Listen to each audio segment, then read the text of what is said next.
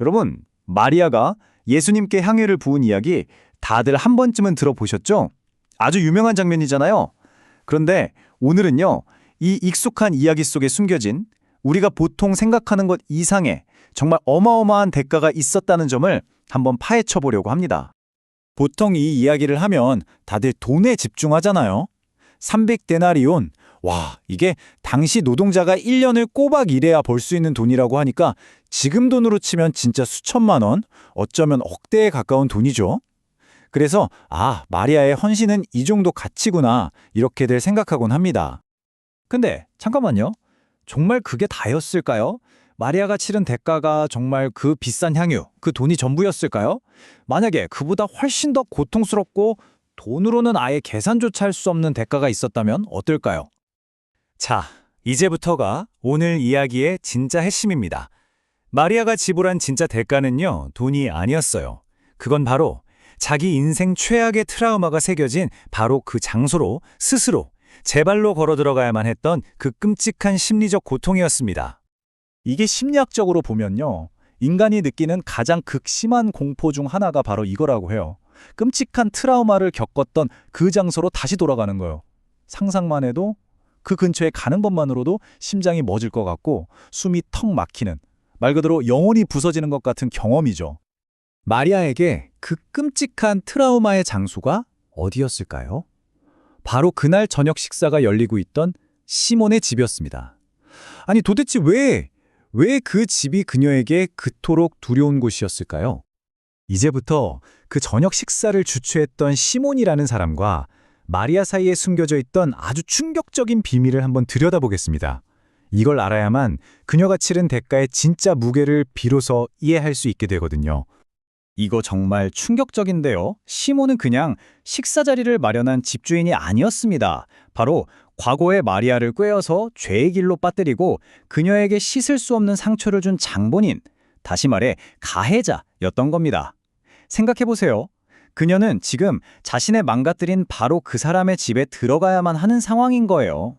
자, 이 감정적으로 엄청난 사실을 잠시 옆에 두고 이번에는 과학적인 렌즈로 한번 들여다보죠.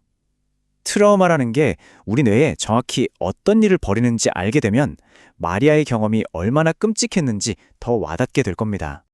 PTSD, 외상후 스트레스 장애라고 하죠. 여기에 아주 중요한 핵심 증상이 바로 재경험이라는 건데요. 이건 그냥 과거를 그런 일이 있었지 하고 떠올리는 거랑은 차원이 완전히 달라요. 뇌가 과거랑 현재를 구분하지 못해서 그 끔찍했던 사건이 바로 지금, 여기서 다시 벌어지는 것처럼 느끼게 되는 현상입니다. 더 놀라운 건 뇌에서 실제로 벌어지는 일인데요. 이렇게 트라우마를 재경험하는 그 순간 우리 뇌에서 야, 진정해, 이건 과거의 일이야 하고 이성적으로 상황을 정리해주는 브로카 영역이라는 부분이 있거든요. 이 부분의 스위치가 그냥 퓨즈 나가듯이 탁 하고 꺼져버린다는 겁니다. 그러니까 이 둘의 차이는 정말 하늘과 땅 차이예요. 기억을 회상하는 건 마치 영화관에서 스크린 속 과거의 나를 관찰하는 것과 같아요. 하지만 트라우마 재경험은요, 이성의 스위치가 꺼진 상태로 그 끔찍한 영화 속으로 다시 빨려 들어가서 참여하게 되는 겁니다. 과거와 현재의 경계가 그냥 와르르 무너져 버리는 거죠. 그러니까 핵심이 이거예요. 마리아가 시몬의 집 문턱을 넘는 그 순간 그녀는 그냥 좀 부끄럽거나 슬펐던 게 아니라는 겁니다. 뇌과학적으로 보면 과거에 겪었던 그 끔찍한 폭력의 현장을, 그 지옥을 다시 살고 있었던 거나 마찬가지예요. 이건 그냥 감정의 문제가 아니라 생존을 위협하는 극심한 공포 그 자체였던 거죠. 자, 그럼 여기서 질문이 생기죠. 뇌는 비명을 지르고 온 몸의 세포 하나하나가 공포에 떨고 있는 이 압도적인 상황. 대체 그녀는 어떻게 이 모든 걸 이겨내고 그 문을 열고 들어갈 수 있었을까요? 어떻게 그게 가능했을까요? 그 비밀은 바로 초점의 급진적인 전환에 있었습니다. 여러분 혹시 보이지 않는 고릴라 실험 아시나요? 사람들한테 흰 옷 입은 팀이 농구공을 몇 번 패스하는지 세어보라고 시켰더니 화면을 유유히 가로지르는 고릴라 옷 입은 사람을 대부분 못 봤다는 아주 유명한 실험이잖아요. 이처럼 우리의 집중력은 다른 자극을 완전히 지워버릴 수 있는 힘이 있습니다. 아마 마리아의 내면에 서면 두 개의 목소리가 치열하게 싸웠을 겁니다. 생존 본능을 관장하는 뇌는 여긴 지옥이야, 당장 도망쳐! 라고 비명을 질렀겠죠. 하지만 그녀의 영혼은 아니야, 나를 용서하고 구원해 주신 분이 바로 저 안에 계셔 라고 더 크게 외쳤던 겁니다. 바로 이거였습니다.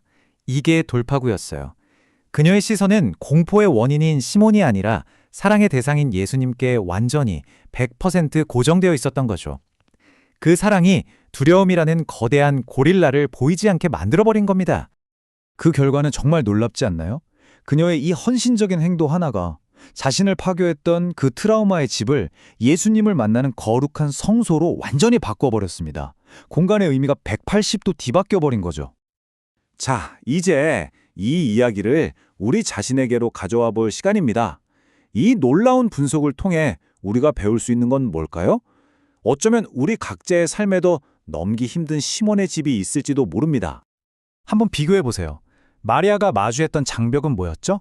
자신의 망가뜨린 가해자와의 직면, 영혼을 짓누르는 공포, 정신이 완전히 붕괴될지도 모른다는 생존의 위협이었습니다. 그런데 한번 솔직하게 생각해 보자고요. 우리가 예수님께 나아가는 걸 가로막는 것들은 뭔가요? 혹시 그냥 좀 피곤해서? 어떤 사람이 보기 싫어서? 아니면 그냥 좀 귀찮아서? 이런 것들 때문엔 아닐까요? 마리아가 뚫고 들어갔던 그 강철 같은 장벽에 비하면 솔직히 우리가 마주하는 대부분의 장애물은 종이 한 장 두께에 불과할지도 모릅니다. 우리가 너무 쉽게 포기하고 있는 건 아닌지 돌아보게 되네요. 만약에 마리아가 그 문 앞에서 그 공포를 이기지 못하고 그냥 돌아섰다면 어떻게 됐을까요? 그녀는 역사의 길이 남을 이 위대한 헌신의 기회를, 그리고 예수님으로부터 내 믿음이 너를 구원하였다는 최고의 칭찬을 들을 그 기회를 영원히 놓쳐버렸을 겁니다. 그래서 마리아의 이야기에서 우리가 반드시 붙잡아야 할 가장 중요한 교훈은 바로 이겁니다. 당신의 목적이 당신 앞을 가로막는 장애물보다 훨씬 더 위대해야 한다는 것. 목적이 장애물보다 크면 우리는 그 어떤 장벽이라도 넘어설 힘을 얻게 됩니다. 자, 마지막으로 이 질문을 여러분께 던지면서 마무리하려고 합니다. 당신의 시몬의 집은 무엇입니까? 지금 당신의 발걸음을 멈추게 하는 그 두려움, 그 불편함, 그 과거의 상처는 과연 무엇인가요? 그리고 그것을 넘어설 만큼 위대한 당신의 목적은 무엇인지 오늘 한번 깊이 생각해 보시면 좋겠습니다.